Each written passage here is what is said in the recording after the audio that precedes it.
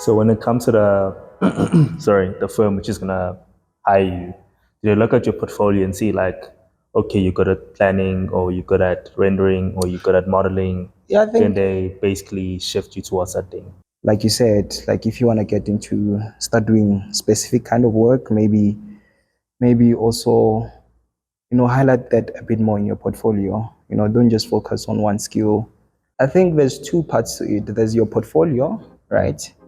Which is, I mean, a document that just proves that, okay, you've got the skill, right? mm, And then there's you, the person, mm, right? So obviously, if you package that right, you probably would be able to attract the kind of company that you want to work for. mm, It just increases your chance if you package it right. Like if you think about like throughout your studies, you've literally been working on like designing buildings, designing spaces, mm. and all of that. Like you have the design skills, you've done all of that. Right now, where you are right now is just, packaging you as a brand, that, but you get what I mean? Like it's designing that piece of document to sort of like sell yourself, right? Which is their first encounter with you, right? Is that document. And then from there, when that is done, it's all about you selling your personality. So that's through the interview. Right? So that's two components. Most people see it like as an interview. Most people do make it to interviews, but they don't make it. They don't, go beyond the interview. And how long do you think a portfolio should be? Yeah, I can tell. They're always small. I think mine was.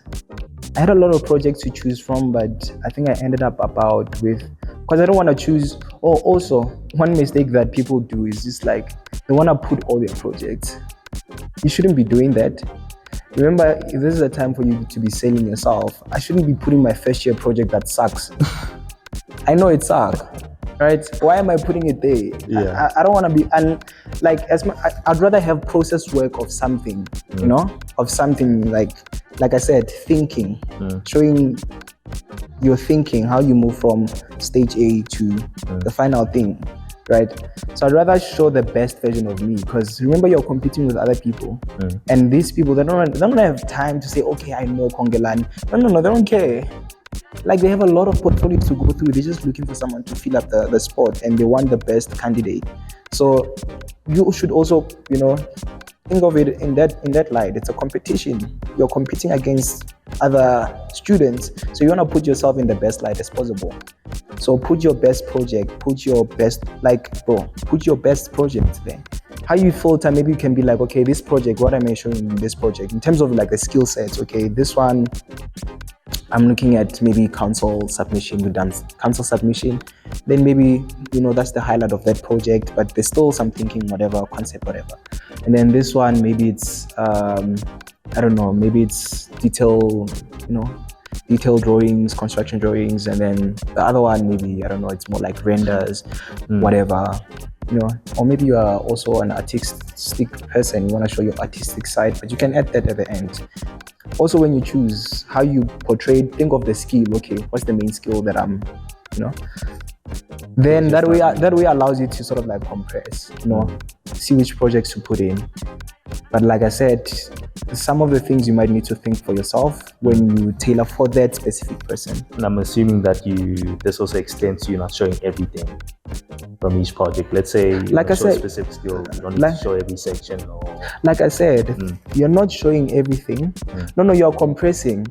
As much as you're not showing everything, how do you get around not showing everything? Someone might still get a sense of what this project is all about, right? Without you having to show everything. I don't need to show all the plans. I can literally just take a section and, do a quick diagram that explain, okay, the entire building, 20-story, whatever, this is what, and then show major, important plans and section, context, access, whatever, the ground floor plan, whatever, that kind of a thing. Because the portfolios, they're always small, I don't want to lie, so just as much as what you're not showing, make sure you're not taking away from the content. I don't know, like, or something important that explains the project. Focus what's important, what do I need to show? Am I really explaining the project in the best light possible? What do I need to explain this if I'm not adding this? And I think when I was doing I remember when I was at your stage and I was asking for advice, someone also suggested that maybe having the compressed version that I'm talking about, which is the one that, helps you to get your foot inside the company, like the one that you send the more compressed version. But obviously, if you make it for the interview, you can come with With everything, just in case if they ask you more, they're interested on specific projects, then you can literally come with a bit more. All of those stuff you can put in that one, so meaning that you have two. But I didn't do that. I just felt like it's a lot of work. But I think it's also a good piece of advice. Rather, I advise them on their second year, because architecture is so different to other degrees. If I advise you when you're done with your degree and maybe your projects were not done well over those years, it may as well just be pointless. You know what I'm talking about. So I can say it's very important that students do get mentors from first year to third year. I understand maybe with other people it might be difficult, but you get some guys who are willing to assist free of charge.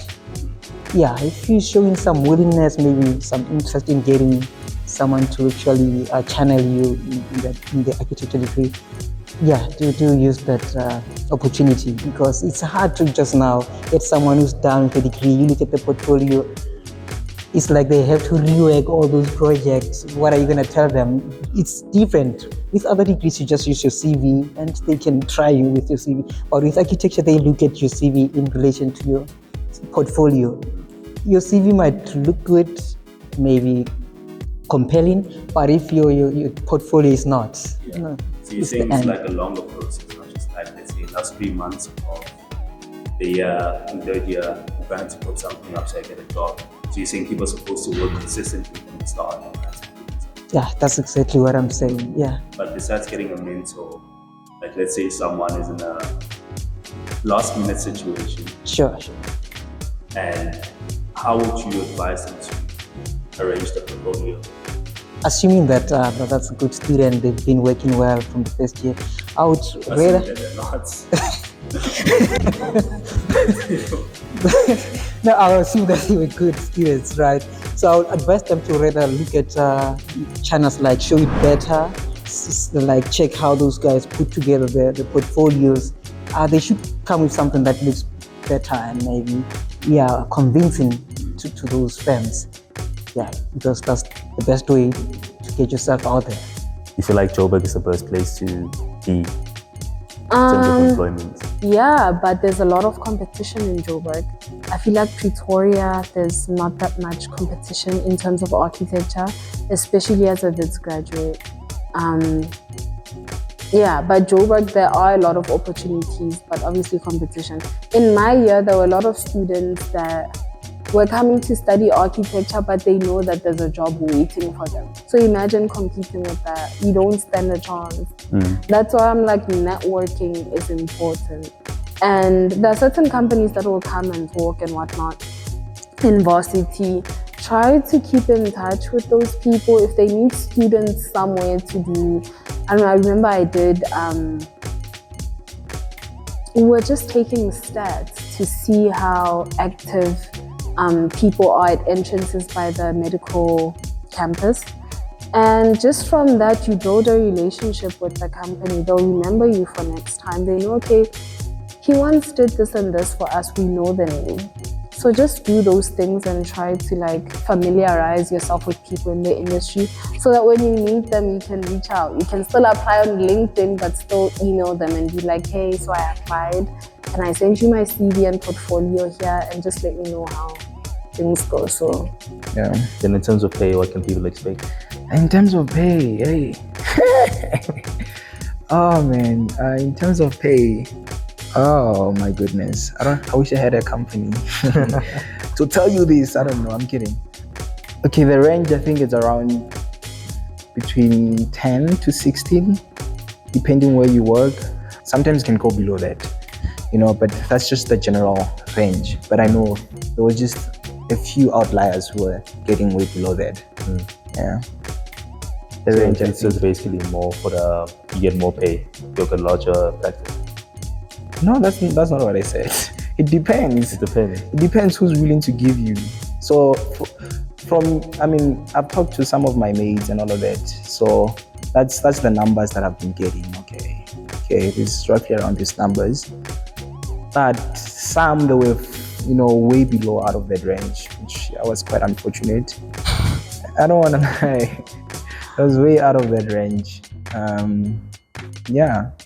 So maybe when you negotiate, if it happens, and if the company has the capacity, that's the range. Yeah. Then you competed in the Caesar Stone competition. You're Sure. part of the finalists. Sure. Do you think, is that first of all a memorable moment in your journey, this career field? And second of all, do you feel like that gave you an advantage of actually acting with prospects? Yes, I can say, that was a very beautiful experience, really, because we have a lot of students, I don't know how many students entered in South Africa, but Caesar Stone only received 50 students, and being top 9 in the country, and also ended up being top 3. You see, I can say with me it's different. The moment you promise me money, just know you'll get something out of it. Yeah. So of course, it's not always about money. It's about expression, showing the world that no, I'm out here and I'm gonna show you what I'm made of. Right? Yeah. So yeah, I don't have so much to say about that, but Yeah. But do you think it gave you an advantage in getting a job or getting a good job? Or especially when it comes to negotiations? they don't really care about that. They don't really care about it. But then I can say somehow it did, because that project of mine was so resolved. Of course, I resolved it for the competition, but it was so resolved that when people look at it, they can actually believe that they can hire you, understand how to put things together. Then have you done your honors on masters? No, I haven't, and I don't know if I'm gonna do that. Honestly speaking, I feel like with what I've been exposed to in the industry, I don't need that. My degree and Wits, the name carries a lot of weight. I feel like it can take me to places. That's good enough. I will do some additional courses, I feel like I might do post-grad in project management, because I just need an engineering-related degree and a bit of experience, of which I already have. So you don't want to become an architect, you want to be I'm fine as an architectural technologist. a technologist? Yeah. People listen to you in important rooms, with just that. You'll be fine. And you don't even need to have your master's to open your own firm. Oh, that's actually interesting. Yeah, I know a lot of people that open their own firms. They just employ people with a master's to sign off drawings. But you don't have to have that master's. Yeah. You're talking about you don't really want to get an honors in architecture, stuff like that. Mm-hmm. Do you have any knowledge on the sort of requirements someone needs Yeah. when they want to come back? Yes, because I have, at some point I thought I was going to do it. And yeah. But anyway, some people don't even have to do the 1 year out, then come back to apply. I think if you have an average of 70 and above, you're fine. You can just go to honors. Immediately, skipping the year. Yeah. You Crazy. won't do the year. But there's a similar process as when you're first applying for architecture, where you need a portfolio of what you've been doing in that year. But what they don't tell you is that you don't have to just rely on working at an architectural firm. I know people that chose to travel for a year and document their travel in such a way that they'll let them know that I went to Rome, for example, and the architecture is like this and that. I went to this and this place. So you can do it in a lot of different ways. One person, I think they're doing their honors in UJ now, and she entered a lot of competitions. She took 2 years out though, so she never worked at an architectural firm, but she was doing a lot of design related things because of the competitions. it would be sometimes like furniture related things. I know she did something with bespoke, I think it's called, and they took her for honors. So it can be a lot of different things. Just show that you are there's growth in terms of your design capabilities. Then, last question: if you had to go back to the past to speak to your third year self, who just finished university, their bachelor's, what would you tell him? That just finished. Enjoy your life. I'm kidding.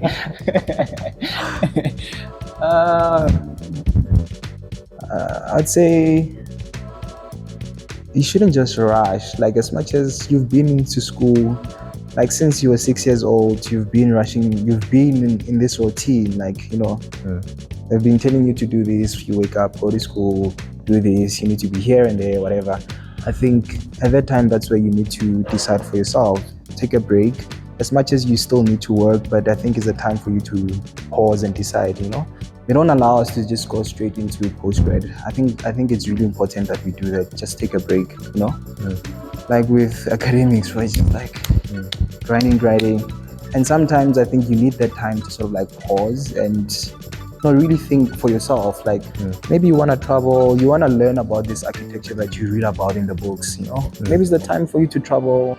Yeah, it's the time for you to just sit back and decide, man. Maybe you want to do furniture. Like, do you really like this architecture that much? Is it worth sacrificing more than what you've sacrificed so far? I think that's for everybody to decide for themselves.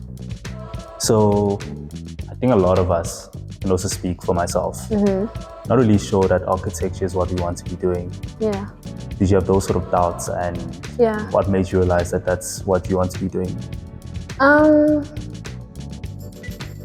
You know what, I get this question a lot, and I always say to people that I'm not sure if I want to be an architect, but with what I want to do in the industry, architecture is the only versatile degree that will allow me to do whatever I want to do. Because whether what I'm doing is in the art space or design space, or more technical in engineering or architecture, whatever, I can go wherever. So I'm grateful that I studied it. It can take me to wherever, whether it's science related or a bit more design related. So yeah, I get that question a lot, and I definitely recommend architecture to anyone and everyone. It's just that going through architecture school is very hard, but personally for me, I'm glad I did it. I don't see myself doing anything else. Honestly, if I had to do it again, I would. Oh, okay. Yeah, I definitely would. What made you realize that it was for you? The love of it, or I don't know, like I said, I took some time off. Besides the fact that I needed the job, but I took some time off. To be honest, I don't want to lie. I don't want to sit here and lie. I think it took some time. That few months was also not enough, I think. Sometimes it takes you being in the work environment, I think. Sometimes it just being in school, I think, is enough for you to say no. Because I know other people that I started with that eventually ventured to other stuff.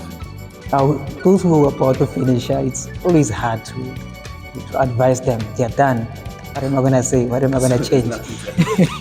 Yes, but then if it's about the working industry, it's like, okay, go out there and do your best. Go out there and be looking to learn, listen to what other people have to say, because it's not about you.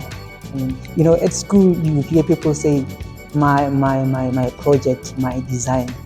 I know, I understand, but I don't like hearing things like that. It's never about you as the architect, it's always about the client, right? So leave those things of saying my project, my design. Things personally. Yes, people who speak about like that, they are the hardest person to work with.